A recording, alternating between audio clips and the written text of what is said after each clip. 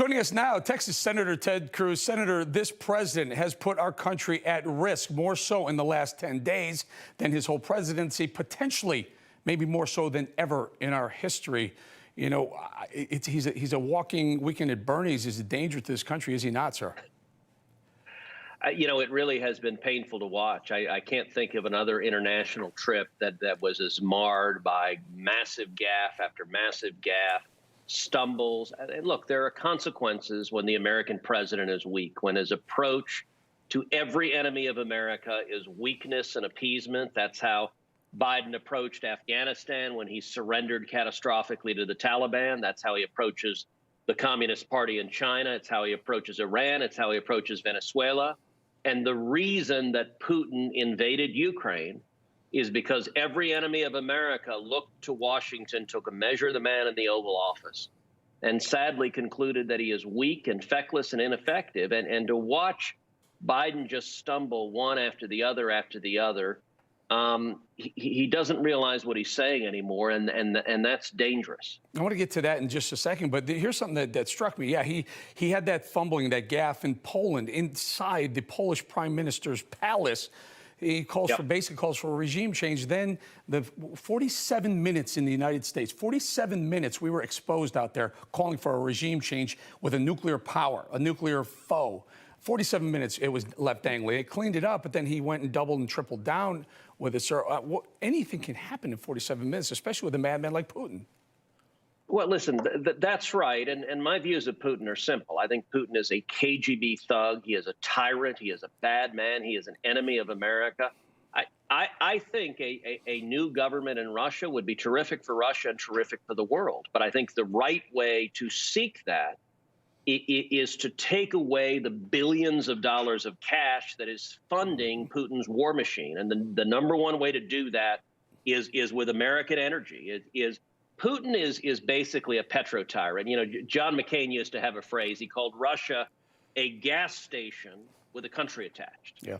There's a lot of truth to that. And the single most effective thing we can do to stop Putin's war with Ukraine is get Europe to cancel their contracts for Russian oil and gas. Now, the only way they're going to do it, they're not going to turn the lights out. They're not going to stop heating their homes. So the only way Europe can do that is if America steps up and provides that oil and gas. We've got the resources, but the problem is Biden is so much captured by the radical Green New Deal left that he doesn't want America to produce more oil and gas, and he'd rather Putin make the billions for himself. Who is running this country? Who is running the place? If every time the man opens his mouth, he says something and they have to clean up on aisle 5 and they continuously do that, you know, who's putting the words in the teleprompter? Because he stays on script. The minute he goes off it, they're constantly cleaning up. Take a look at this picture, Senator. I know you've seen this. You probably even tweeted about this, but here's a picture of Biden's little script in case there's a tough question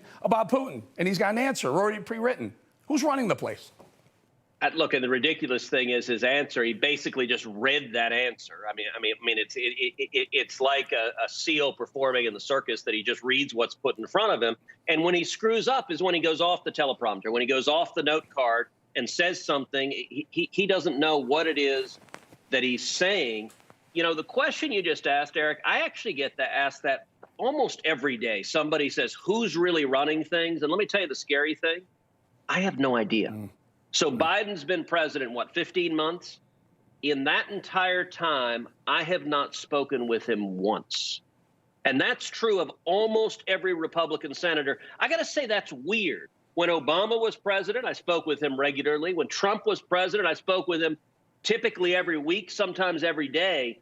It is strange to have a president that is not speaking to members of the Senate, and they keep him hidden in a basement. And you know, people ask who's running things, and I'll tell you, there's speculation between various White House aides, whether it's the White House Chief of Staff, Ron Klain, whether it's Susan Rice, whether it's Valerie Jarrett, whether it's Obama.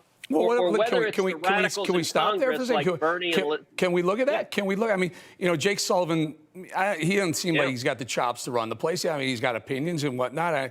Psaki's just the mouthpiece. The Chief of Staff, and Secretary of State, I'm sorry, Anthony Blinken probably has somebody. He doesn't seem like he's the guy to step up, but it does feel does feel like there may be some infrastructure from a prior administration. As you point out, could be Obama, could be Valerie Jarrett. Could it be that crew that's actually the puppeteers to the puppet Biden? Look, I think it's a combination, and I think you also have in Congress, you got people like Bernie Sanders and Elizabeth Warren and AOC. They are driven by the radical left. They're scared. The people in the Democratic Party with the pitchforks and torches are the extreme left. And Schumer, for example, is terrified of being primaried by AOC. You know, you mentioned Jake Sullivan. Let's take Ukraine, for example. One of the things that is maddening is this was preventable, and we had prevented it. So Putin has wanted to invade Ukraine for years. The reason he didn't do so is because he needs the pipelines through Ukraine to get his natural gas to Europe. That's why he began building a pipeline called Nord Stream 2, an undersea pipeline to go around Ukraine so he could invade.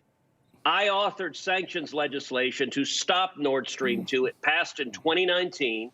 President Trump signed it into law, and we stopped the pipeline that day.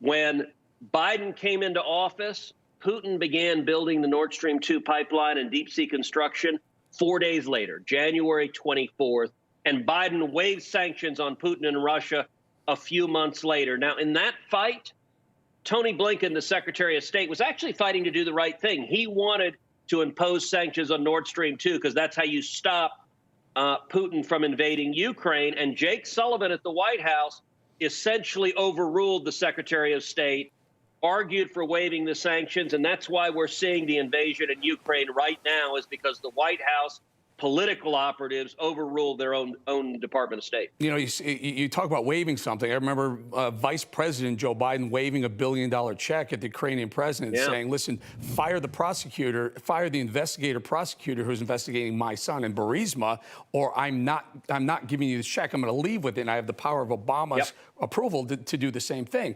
Is there any nefarious situation going on? He's looking the other way at the detriment of Ukraine because he still has a thing, and maybe something underlying issues with them? You know, I don't know any evidence that the disaster in Ukraine is a direct result of Hunter Biden and the Biden's family's involvement with Burisma in Ukraine. I think really what it's the manifestation of is Biden's incredible weakness. If you look at literally every enemy of America, Biden's approach has been a weakness. It's been appeasement. It's been surrender. The Ayatollah Khamenei in Iran, who chants death to America, Biden right now is trying to give the Ayatollah hundreds of billions of dollars.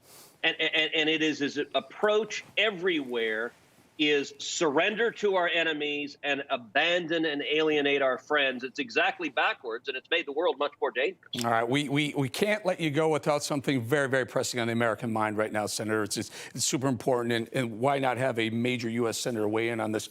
The slap heard around the world, Senator, is it real or was it was it staged? What are your thoughts?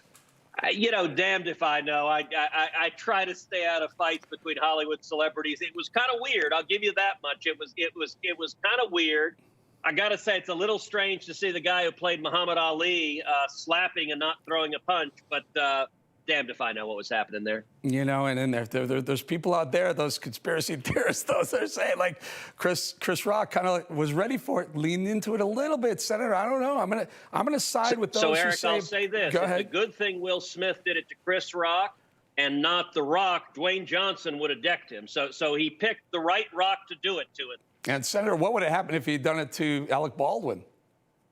When someone well, that's true. Let's not even speculate on that. Let's not do that. Senator Ted Cruz, always great having you on. Thanks for coming on today. Author of this book, One Vote Away. Senator, there's Senator Ted Cruz's book right there. Thank you so much.